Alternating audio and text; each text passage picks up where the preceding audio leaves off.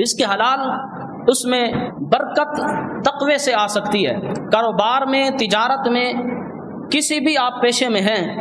جب تک آپ تقوی اللہ کا ڈر اختیار نہیں کریں گے تب تک اس میں اللہ برکت نازل نہیں فرمائے گا۔ حضور کے صحابی ہیں حضرت سیدنا ابو ذر غفاری رضی اللہ تعالیٰ عنہ،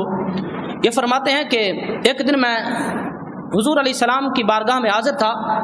میرے آقا صلی اللہ تعالیٰ علیہ وسلم آپ کی زبان مبارک پر یہ آیت جاری تھی، آپ بار بار اس آیت کو پڑھ رہے تھے، وَمَن يَتَّقِ اللَّهَ يَجْعَلْ لَهُ مَخْرَجًا وَيَرْزُقْهُ مِنْ حَيْثُ لَا يَحْتَسِبُ، کہ جو اللہ کا تقوی اختیار کرتا ہے اللہ اس کے لیے نجات کی راہیں نکال دیتا ہے، اور اللہ تبارک و تعالیٰ اس کو وہاں سے رزق عطا فرماتا ہے جہاں سے اس کو گمان بھی نہیں ہوتا۔ یہ اس آیت کا ترجمہ ہے۔ ان آیات کو میرے آقا بار بار پڑھ رہے تھے۔ حضرت سیدنا ابو ذر غفاری فرماتے ہیں کہ میں حضور کی بارگاہ میں حاضر رہا، حضور نے اتنی مرتبہ ان آیات کو بار بار پڑھا کہ مجھے نیند آنے لگی۔ جب میرے آقا نے میری اس حالت کو دیکھا تو اس وقت حضور علیہ السلام نے فرمایا تھا کہ اگر لوگ اس آیت پر عمل کر لیں تو یہ ایک آیت ہی لوگوں کے رزق کے لیے کافی ہو جائے۔ یعنی جو کچھ اللہ نے اس آیت میں حکم دیا ہے کہ تم تقوی اختیار کرو، میں وہاں سے رزق عطا فرماؤں گا جہاں سے تمہیں گمان ہی نہیں ہوگا۔ تو حضرت سیدنا ابو ذر غفاری فرماتے ہیں میرے آقا نے فرمایا اگر امت کے لوگ اس پر عمل کر لیں تو یہ ایک آیت ہی ان کے رزق کو کافی ہو جائے۔ تو رزق میں تقوی ضروری ہے۔ اسی طرح رزق کی تلاش میں جب بندہ نکلے اللہ کے ذکر سے غافل نہ ہو۔ نماز کا وقت ہو جائے دکان بند کر دی جائے، کاروبار کو ٹھپ کر دیا جائے،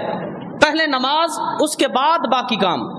اللہ تبارک و تعالیٰ نے قرآن کریم کے اندر مرد ان کو کہا رجال لا تلہیہم تجارت ولا بیع عن ذکر اللہ و اقام الصلاۃ، اللہ نے فرمایا مرد وہ ہیں جن کو تجارت اور خرید و فروخت غفلت میں نہیں ڈالتی، نہ تو وہ اللہ کے ذکر سے غافل ہوتے ہیں نہ ہی وہ نماز پڑھنے سے غافل ہوتے ہیں۔ اصل مرد وہ ہیں رزق بھی کماتے ہیں اللہ کے ذکر سے بھی غافل نہیں ہوتے۔ رجال لا تلہیہم تجارت ولا بیع عن ذکر اللہ، تو اللہ تبارک و تعالی نے مرد، حقیقی مرد ان کو کہا کہ وہ ہیں جن کو اللہ پر ایسا توکل اور بھروسہ ہے کہ نماز کا وقت ہو جائے، اللہ کے ذکر کا وقت ہو جائے، کاروبار کو بند کر دیتے ہیں، اللہ پر کامل یقین ہوتا ہے کہ ہم جائیں گے رب کی عبادت کریں گے، نماز پڑھیں گے، ذکر و اذکار کریں گے، جتنا وقت ہم نے اللہ کی عبادت میں لگایا ہے اس وقت کا صدقہ اللہ تبارک و تعالی ہمارے رزق کے اندر مزید برکت عطا فرمائے گا۔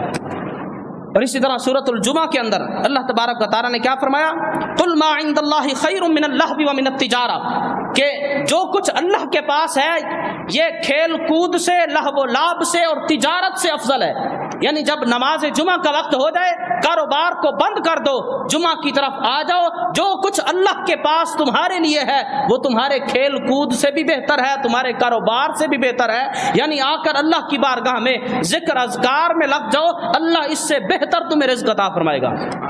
تو رزق کی تلاش میں اللہ کو نہیں بھولنا، یہ دوسری بات، تقوی اختیار کرو، اور رزق کی تلاش میں کبھی بھی بندہ اللہ کو نہ بھولے۔ جب ان دو باتوں کو بندہ اختیار کر لیتا ہے تو اللہ تبارک و تعالیٰ ضرور بندے کو وافر مقدار میں رزق عطا فرماتا ہے۔ یہ اللہ کا قرآن میں وعدہ ہے، یہ قرآن کی آیات ہیں، کوئی گپ نہیں ہے۔ اللہ تبارک و تعالیٰ نے قرآن میں وعدہ کیا ہوا ہے کہ تم ان باتوں پر عمل کر لو، میں تمہارے رزق کے دروازے وہاں سے کشادہ کروں گا جہاں سے تمہیں رزق آنے کی امید ہی نہیں ہوگی کہ یہاں سے بھی اللہ رزق عطا فرما سکتا ہے۔